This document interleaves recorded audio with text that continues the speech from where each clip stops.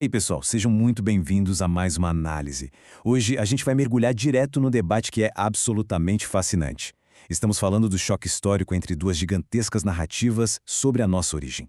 De um lado, a estrutura darwiniana e do outro, a cosmovisão bíblica. O nosso objetivo aqui não é tomar partido, tá? É destrinchar de forma super objetiva como vários textos da apologética cristã descrevem esse embate. Para esses autores, existe o que eles chamam de a falácia da teoria darwiniana. E isso não é só uma briga isolada de laboratório, não. É uma colisão literal de visões de mundo. Então, vamos entender como eles montam esses argumentos. Porque no fundo tudo se resume àquelas velhas perguntas que todo mundo já se fez um dia. De onde a gente veio e para onde a gente vai? Você pode até pensar, isso é só curiosidade histórica. Mas não é.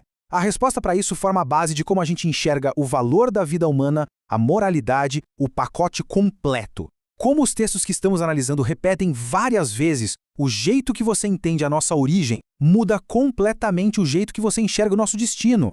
E para a gente não se perder nesse mar de ideias, nosso mapa de hoje é o seguinte. Primeiro, vamos ver os princípios darwinianos. Depois, a visão bíblica da criação, seguida da crítica a esse modelo. Aí vamos para as consequências da secularização e, por fim, a resposta da igreja. Bora lá? Certo, vamos mergulhar nisso. Seção 1. Princípios darwinianos. Os autores que estamos estudando elencam 3 pilares básicos dessa teoria. O primeiro é que a vida teria dado o seu start de forma totalmente espontânea, a partir de uma sopa química simples. O segundo pilar é a diversidade, que aconteceria por causa de mutações genéticas puramente aleatórias. Sabe, como sorteio cego na loteria. E o terceiro é a famosa seleção natural agindo por bilhões de anos. O grande X da questão para as nossas fontes é que esse modelo é 100% materialista, ele deixa um criador totalmente fora da jogada. Não tem intenção, não tem projeto, é puramente a matéria agindo sozinha.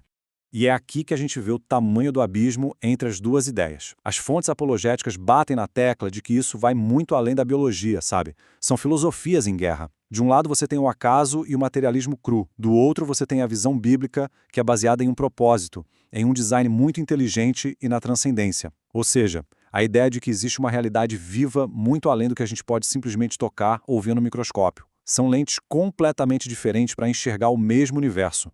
E isso puxa a nossa seção 2, a visão bíblica da criação.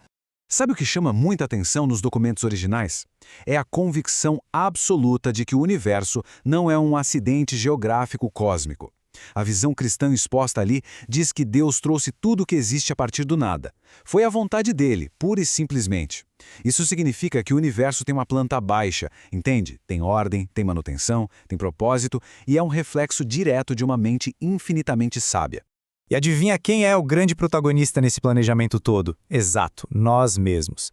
Os autores destacam para valer a ideia da imago Dei, que é o conceito de que fomos feitos à imagem de Deus. Eles argumentam que isso não é só uma poesia bonita para colocar num quadro. Na verdade, é o que concede a nós a nossa racionalidade, o nosso senso de responsabilidade e o nosso valor inegociável. Para eles, a gente não é só um animal um pouquinho mais evoluído, uma máquina biológica avançada. Nós somos seres dotados de um espírito e de um propósito que é eterno. Agora que entendemos os dois mundos, vamos à seção 3, a crítica ao darwinismo. E aqui os autores ilustram brilhantemente um dos maiores entraves teológicos dessa discussão. Pensa comigo. O darwinismo precisa de milhões de anos de morte, doenças e daquela competição de o mais forte sobrevive para a evolução acontecer, certo? E tudo isso muito antes do ser humano sequer aparecer no mapa. Só que os teólogos dizem, Perdi, isso bate de frente com o livro de Gênesis. Lá, a criação original é descrita como perfeita, muito boa. Para a visão bíblica, a morte e o sofrimento são intrusos. Eles entraram no mundo por causa da queda do homem, e não como ferramentas originais que Deus usou no meio do caminho para criar a vida. Mas a crítica não fica presa só na teologia, não. Eles partem para dentro da arena científica também. Os textos usam muito o conceito de complexidade irredutível. É mais ou menos assim. Pega uma estrutura biológica absurdamente complexa, tipo a fita de DNA ou o motorzinho que faz o olho humano funcionar. A ideia deles é que essas coisas precisam de todas as peças operando perfeitamente juntas para ligar a máquina. Se você tira uma única pecinha, o sistema inteiro quebra. Por isso, as fontes argumentam que seria impossível formar essas coisas aos pouquinhos, através de pequenas mutações cegas. Teria que ter uma mente brilhante arquitetando tudo desde o começo. E claro, ideias moldam o mundo ao nosso redor, o que nos leva à seção 4, as consequências da secularização. Para sacar melhor essa parte, a gente precisa entender um termo bem específico que os autores usam, o ateísmo metodológico. Eles dizem que o darwinismo basicamente formatou a ciência moderna para operar um sistema totalmente trancado.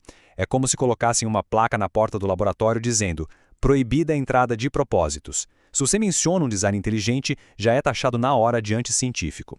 A crítica pesada aqui é que excluir Deus metodologicamente aprisiona o intelecto num naturalismo forçado. Os autores chegam a chamar isso de uma verdadeira miopia científica.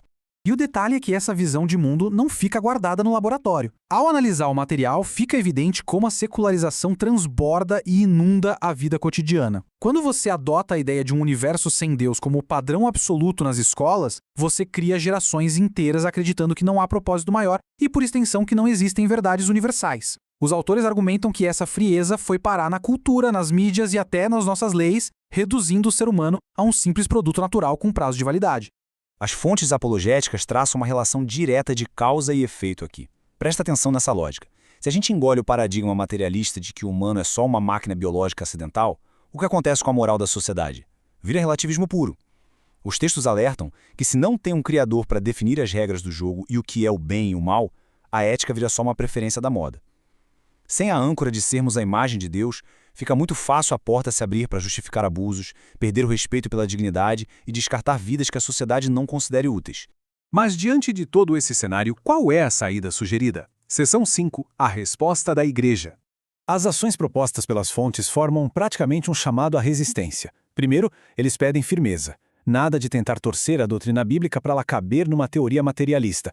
Segundo, e olha que ponto importante, eles não rejeitam a ciência. Pelo contrário, o pedido é para promover uma ciência honesta, de peito aberto, que esteja disposta a investigar as evidências sem banir a possibilidade do design. Terceiro, eles convocam uma resistência ativa contra essa tentativa cultural de apagar Deus das nossas origens. E, por fim, lutar pela dignidade humana, fundamentando sempre na certeza de que qualquer pessoa reflete a imagem do próprio Deus. E assim a gente chega ao coração de toda essa discussão. O que os textos nos mostram com clareza é que a maneira como enxergamos o nosso passado no universo escreve diretamente as regras do nosso futuro. Compreender os argumentos que esses autores levantam nos ajuda a ver quais são as correntes profundas que estão em jogo na sociedade de hoje. Fica então essa reflexão final muito provocativa que permeia o estudo de hoje. Se a origem de fato define o nosso valor absoluto, qual dessas visões de mundo você acha que deve servir de base para construir o futuro da humanidade? É um pensamento para levar com a gente e continuar debatendo. Muito obrigado por acompanhar mais esta análise e até a próxima.